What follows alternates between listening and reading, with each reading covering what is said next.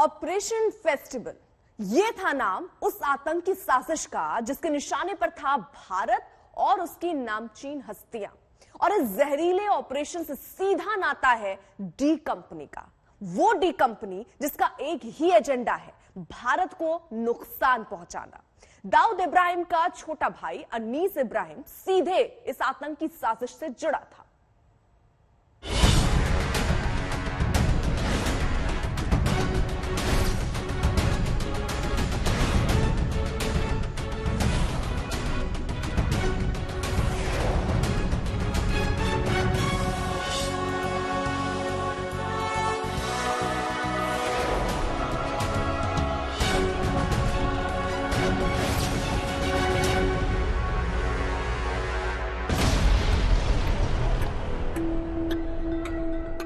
मार्च 1993 देश की आर्थिक राजधानी मुंबई में 12 जगहों पर सीरियल ब्लास्ट होते हैं और 257 लोग मारे जाते हैं और हजारों लोग घायल हो जाते हैं और इन धमाकों से देश दहल उठता है। जी हाँ, मुंबई को सीरियल ब्लास्ट से थराया दाऊद इब्राहिम ने। इसके बाद दाऊद इब्राहिम भारत के लिए मोस्ट वांटेड बन गया, दुश्मन नंबर 1 बन गया। और अब देश का दुश्मन नंबर 1 दाऊद इब्राहिम नई साजिश के साथ फिर से एक्टिव हुआ है और इस दफा वो अकेला नहीं बल्कि उसने पाकिस्तान की खुफिया एजेंसी ISI के साथ मिलकर टेरर पार्टनरशिप की है।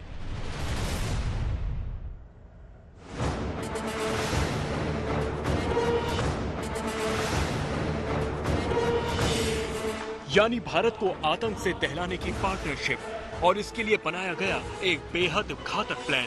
आज हम उसी प्लान को डिकोड करेंगे और डॉन नंबर 1 दाऊद इब्राहिम कैसे आतंक की दुनिया में अपने पैर जमा रहा है, खुलासा उसका भी करेंगे।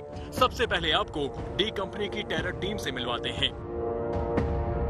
जान मोहम्मद शेख उर्फ समीर कालिया, उसामा उर्फ सामी, मूलचंद उर्फ साजू, जिशान कमर, मोहम्मद अबू बकर, मोहम्मद आमिर जावेद, ये वो नाम हैं जिनको डी कंपनी ने पाकिस्तान की खुफिया एजेंसी ISI के साथ मिलकर भारत में आतंक फैलाने के लिए तैयार किया था।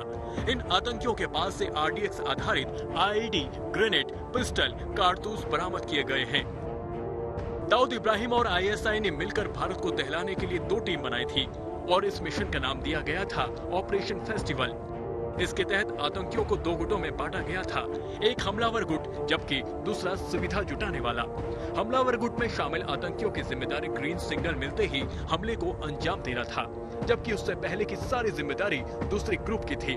दूसरा ग्रुप ही हवाला के जरिए पैसे जुटाने और दोनों गुटों का खर्च उठाने, रेकी करके हमले की सही जगह चुनने, हमलावर गुट को मौके पर पहुँचाने से लेकर तमाम तरह की सुविधाएं जुटाने को जिम्मेदार था।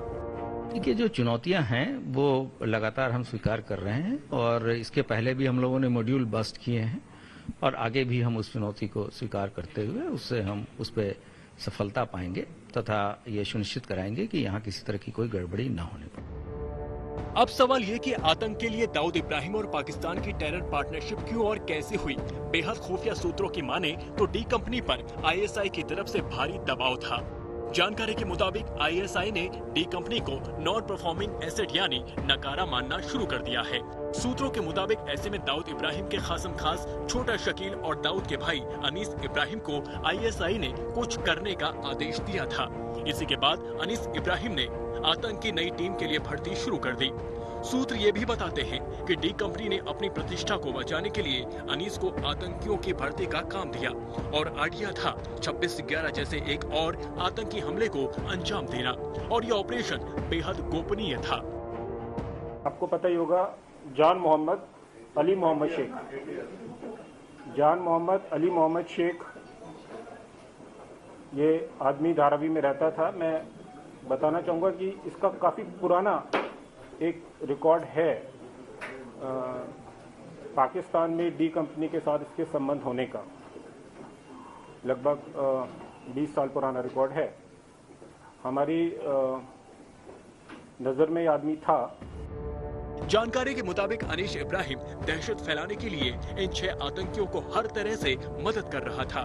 भारत में डी कंपनी ने इन आतंकियों को रुपये, विस्फोटक और हथियार भी पहुंचाए, लेकिन दाऊद की टेरर कंपनी और आईएसआई जितने खुफिया तरीके से इस ऑपरेशन को अंजाम देने में लगी थी, उससे भी तेज तर्रार निकली भारत की खुफिया टीम और वक्त रहते आतंक के मॉड्यूल को तोड़ दिया गया और बहुत बड़ा आतंकी हमला होने से बच गया। आज तक ब्यूरो।